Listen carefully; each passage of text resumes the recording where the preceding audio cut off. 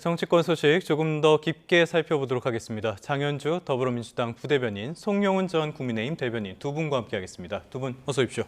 안녕하세요. 자, 이재명 대통령의 SNS도 먼저 봐야 될 것 같은데요. 요즘 SNS 보시느라고 밤에도 잠 못 주무시고 이러는 거 아닙니까? 밤에도 자꾸 글을 올리시던데. 글쎄요, 대통령이 그만큼 특히 부동산 정책과 관련해서는 지속적이고 그리고 강력한 메시지를 일관적으로 그동안 보여주고 있었는데요.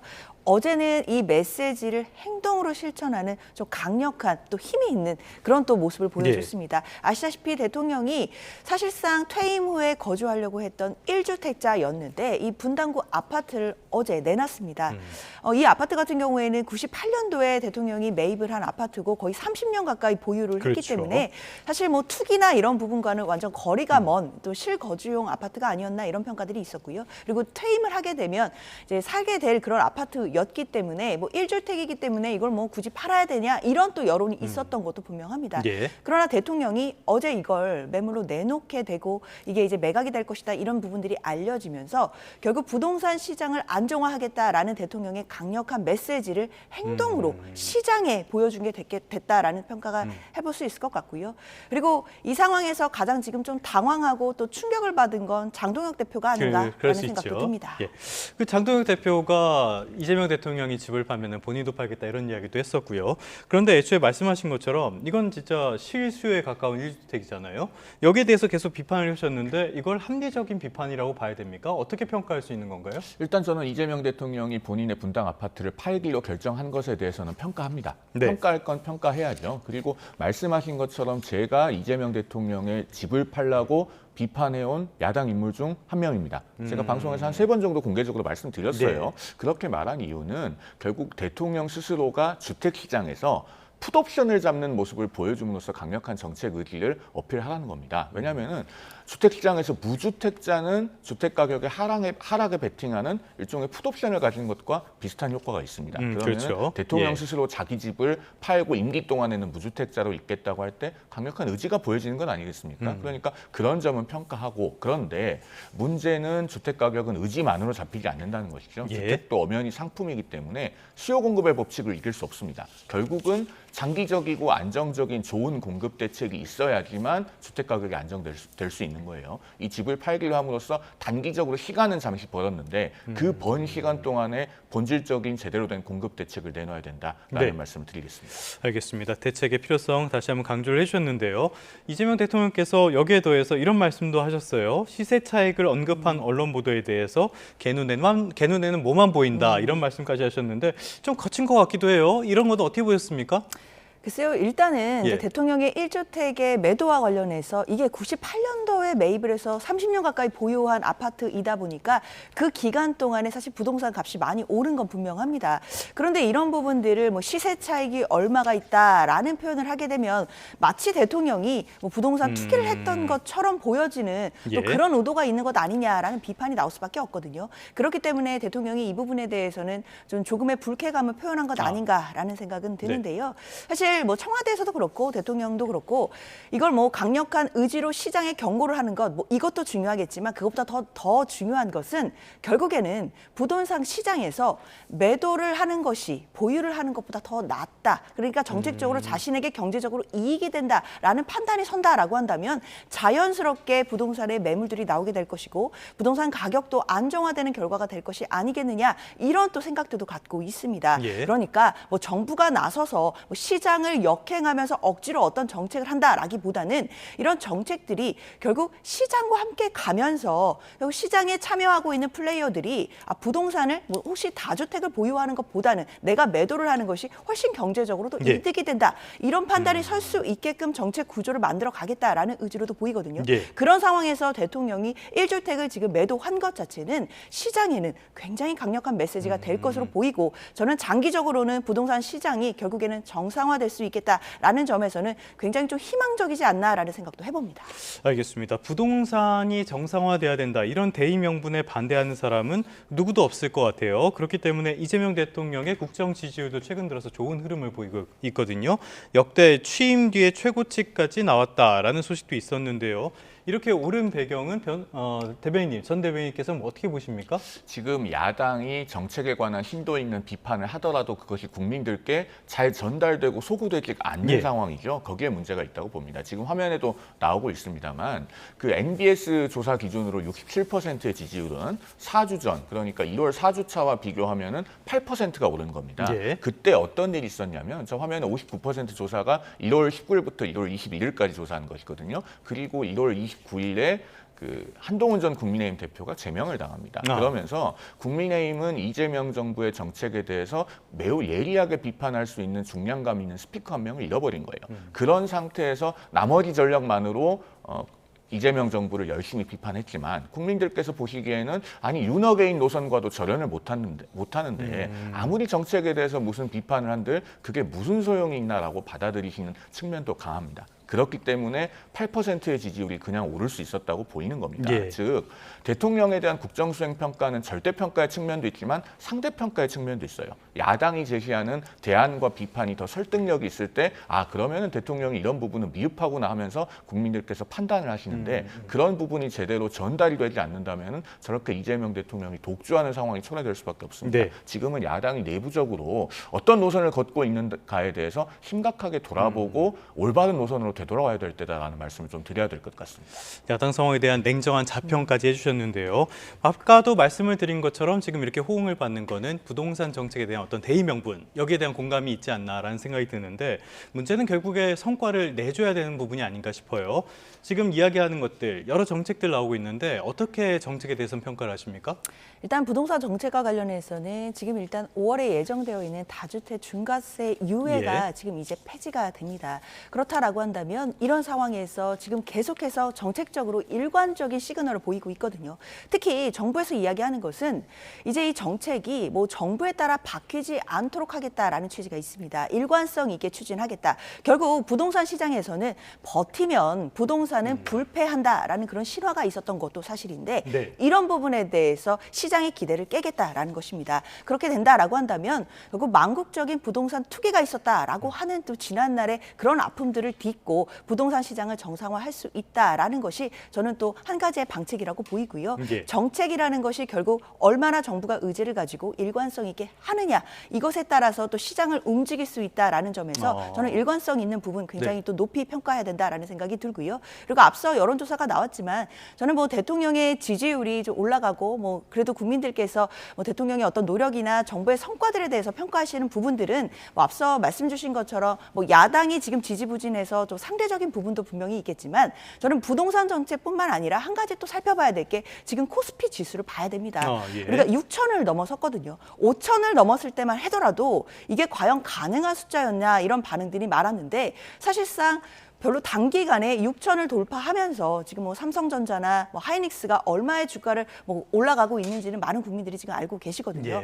그렇기 때문에 사실 주식시장이 지금 굉장히 호조를 보이고 있는 모습이라든지 이런 부분들은 결국 대통령의 공약들과 맞물려서 이재명 대통령이 지금 정책적인 부분에서 특히 경제와 민생을 챙기는 부분에 있어서만큼은 정말 열심히 일하고 있구나 이런 부분들을 국민들께 그래도 평가받는 것 아닌가라는 생각은 해봅니다. 알겠습니다. 주가 지수는 뭐 많은 것들을 이야기를 해주니까요. 야당 조금 더 분발하셔야 될 것 같습니다. 코스피 얘기를 잠깐만 하면요. 코스피를 국정의 벤치마크로 삼는 것은 대단히 위험하다고 생각합니다. 지금은 오르니까 좋겠지만 만약에 조정을 받아서 많은 상승폭을 되돌려 놓게 되면 그때는 어떻게 할 겁니까? 그리고 노무현 정부 같은 경우에 임기 5년 동안 종합주가지수가 173.65% 올랐습니다. 그런데 대선에서는 크게 패배해서 정권을 내줬잖아요. 반대로 김대중 정부와 문재인 정부는 5년간 종합주가지수 상승률이 모두 13%대입니다. 5년간. 그러면은 김대중 정부나 문재인 정부에 대해서는 민주당 스스로가 실패했다고 평가하실 겁니까? 그러니까 코스피를 국정의 벤치마크로 삼는 것은 위험한 것이다라는 말씀을 드리고 짧게 덧붙이면은 지금 코스피의 상승은 상당 부분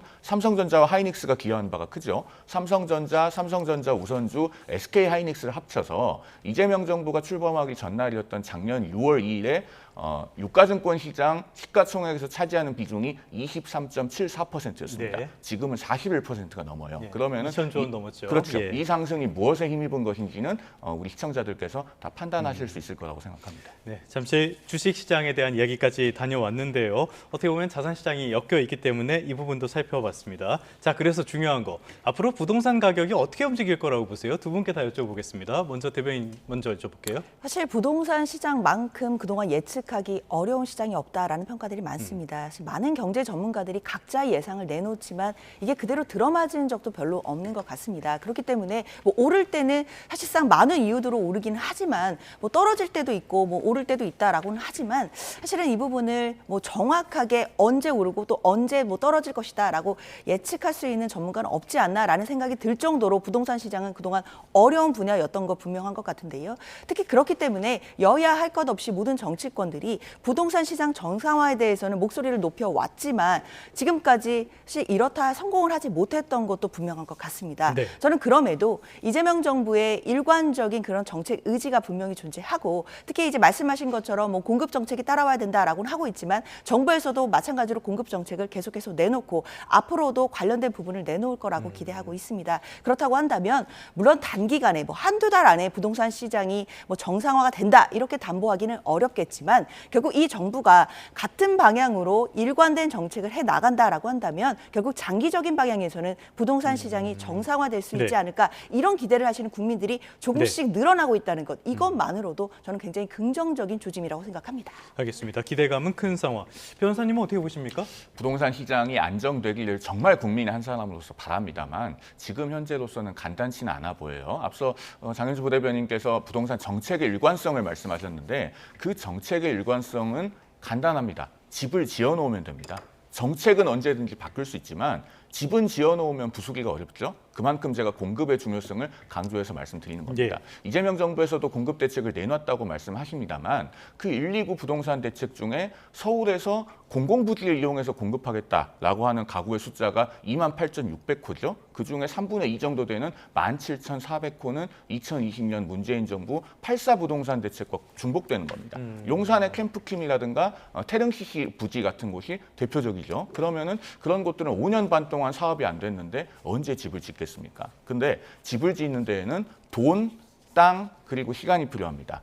돈은 지금 재건축 재개발을 하겠다고 하는 곳에서는 그 집을 갖고 있는 사람들이 자기들의 돈 그리고 땅도 자기 아파트가 있는 곳을 털어서 하겠다고 하고 있어요. 그런 재건축 재개발이 신속하게 돼서 민간에서 좋은 공급이 빨리 이루어지게 하는 것이 왕도다라는 말씀을 드리겠습니다. 제가 짧게만 덧붙이자면 사실 이 공급이라는 게 사실 많은 분들이 자꾸만 신축으로 새로 지어서 공급하는 것만 공급이라고 너무 좁게 해석을 합니다. 그러나 다주택자들이 사실 이 매물을 내놓는 것 이것도 시장에서는 넓은 의미의 공급이라고 볼 수 있기 때문에 그런 부분에 대한 정책을 정부가 쓰고 있다라는 점도 덧붙여야겠습니다. 알겠습니다. 쭉 짧게 마무리하려고 했는데 말씀을 해주셨으니까 이 부분 하나 여쭤보도록 할게요. 지금 시장의 반응 가운데 하나는 과거에 양도세를 높이니까 매물이 잠기고 보유세를 높이니까 세입자들에게 전가가 되더라. 연구 결과도 나와 있거든요.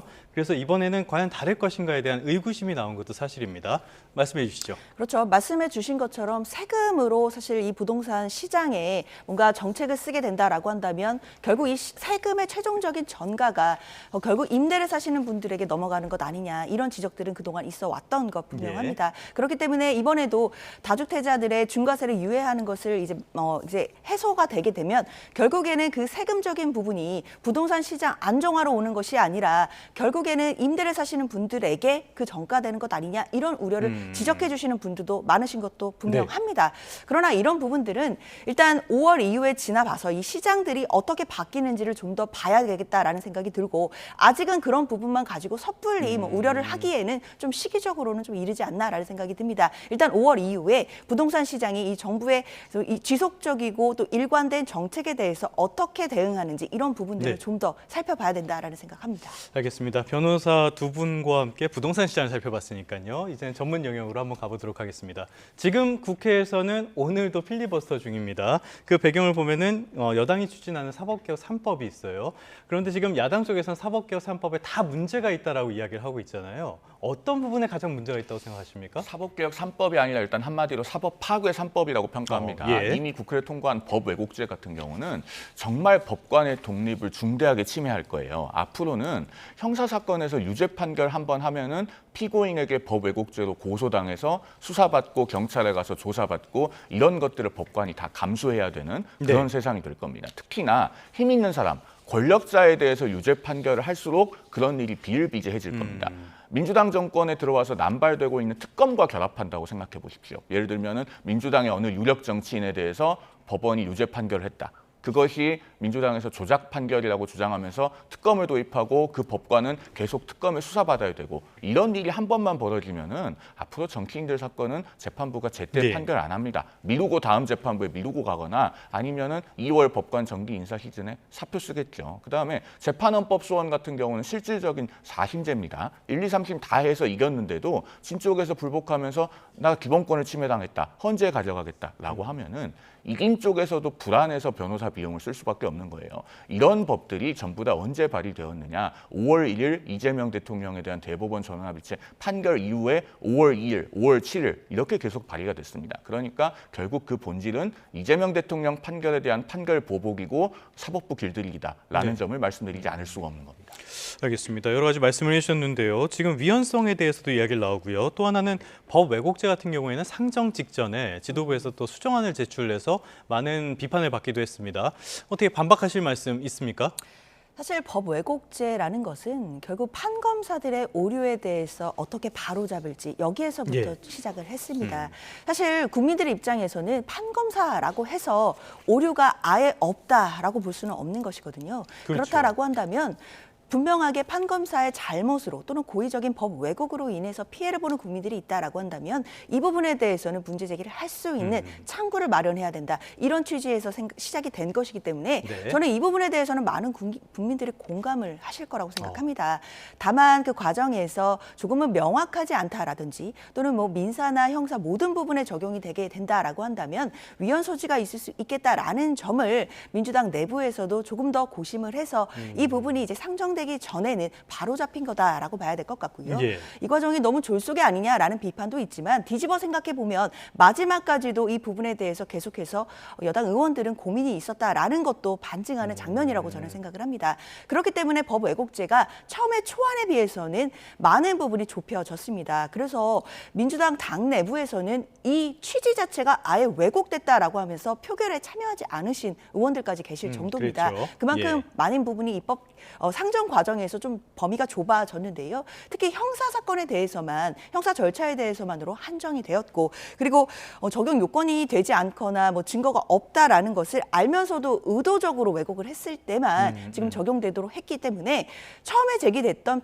불명확성이라든지 이런 부분에 대한 우려는 저는 어느 정도 많이 줄어들지 않았나라는 생각이 들고요. 법이 운영되다 보면 사실 이 과정에 대해서 판례도 쌓이게 되고 그 과정에서 뭐 지금 나오는 여러 가지 뭐 송 변호사님 말씀 주신 판사들이 너무 위축될 것 같다라는 그런 우려들은 저는 분명히 해소될 수 있겠다라는 생각이 듭니다. 네.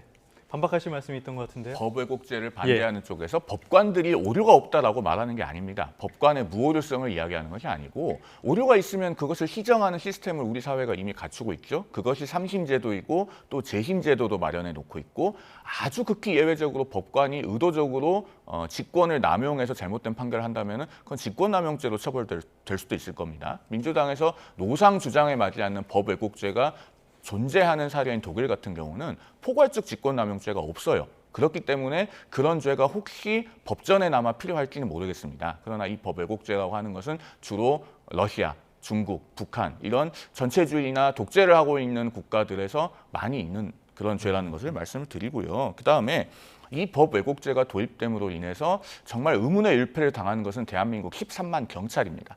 판사, 검사뿐만 아니라 수사 직무에 종사하는 자도 지금 대상으로 삼아놨잖아요. 그러면은 앞으로 경찰에 고소를 했는데 피의자에 대해서 처벌하지 않아요. 불송치해요. 그러면은 고소한 쪽에서 앞으로 경찰도 문제 삼을 겁니다. 그러면은 수사부서는 더더욱 기피 대상이 네. 되고 우리 형사사법 시스템은 엉망이 될 수밖에 없습니다. 정말 민주당이 이 법 왜곡죄라고 하는 것을 만들어서 우리 형사사법제도에 폭탄을 던져놓았다라는 말씀을 드립니다. 자, 법 왜곡죄도 있고요. 또 하나, 지금 어제 국회 본회의를 넘어선 재판 소원제법인데요. 이거를 비판하는 쪽에서는 이거 사심죄다. 이러면 종국적으로 이 법적 분쟁 빨리 해결해야 되는데 더 길어지고 비용만 늘어나지 않겠냐. 이렇게 비판을 하거든요. 말씀해 주시죠. 저는 뭐 이게 예. 사심죄가 돼서 결국 소송이 지연될 것이다라는 주장, 뭐 일견 뭐 동의할 수도 있다라고 생각은 드는데요. 네. 사심죄다라는 표현 자체가 저는 조금 왜곡됐다라고 생각을 그거 자체가 합니다. 아니다. 예. 왜냐하면 사실 헌법재판소 법을 개정하는 부분인데요. 헌법 소원이라는 것은 국가 공권력의 행사 불행사에 대해서 기본권이 침해됐을 때 헌법재판소에 가져갈 수 있는 그런 권리 구제 형식이거든요. 국민 입장에서는 공권력 때문에 본인의 기본권이 침해됐다라고 한다면 헌재에 가서 헌법 소원을 제기할 수 있는 겁니다. 네. 그런데 왜 거기에서 재판만 제외되어야 하는지에 대해서는 그동안 오랫동안 학계에서도 논의가 있어 왔거든요. 그랬죠. 예, 예. 그런데 왜 재판만 제외가 되어야 되느냐? 특히 3심까지 확정 판결을 받은 대법원 재판에 대해서는 그렇다면 헌재에도 가져갈 수 없다라고 한다면 대법원의 판결로 인해서 국민의 기본권이 침해된 경우에는 이제 국가에서 아예 구제해 줄 수 있는 방안 자체가 없다라는 것입니다. 이것 자체는 문제가 되기 때문에 국민의 기본권을 확대한다라는 차원에서는 저는 분명히 필요한 제도였다라는 생각이 들고요. 네. 그렇기 때문에 이 법 자체가 뭐 사심죄다 이렇게 좀 확대해서 볼 것이 아니라 결국에는 기본권을 침해하거나 아니면 헌재의 취지에 반하는 그런 또 판결이 나왔다라고 한다면 헌재에 가서 다시 한번 국민들이 그 자신의 권리를 구제받을 수 있는 수단이 마련됐다라는 점에서는 저는 오히려 우리나라의 제도가 더 발전되는 방향으로 가고 있다라고 네. 평가해야 된다고 생각합니다. 알겠습니다. 이제 마무리할 시간이 거의 다 됐는데요. 양쪽에 대한 수사 상황 하나씩 짚어보도록 하겠습니다. 서로 상대방 이야기를 여쭤보려고 하는데요. 먼저 변호사님께 여쭤보죠.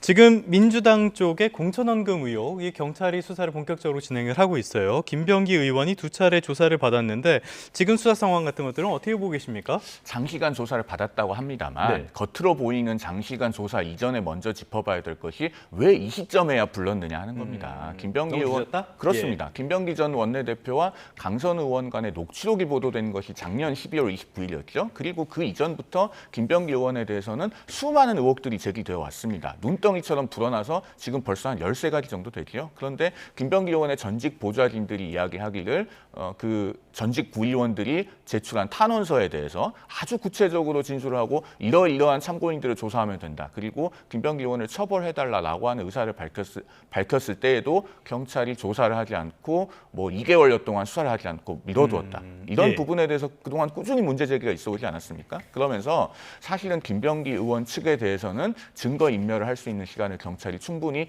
벌어줬다고 생각합니다. 지금 세부적인 수사 그 경과에 대해서는 이틀간 어떤 조사가 이루어졌는지 자세하게 공개되어 있지는 않기 때문에 저희가 네. 알기는 어렵습니다만은 이런 식으로 해서는 김병기 의원의 여러 가지 의혹들에 대해서 정말 엄정하고 객관적인 수사가 될 수 있을지가 대단히 의문입니다. 타이밍을 이미 실기했다고 봅니다.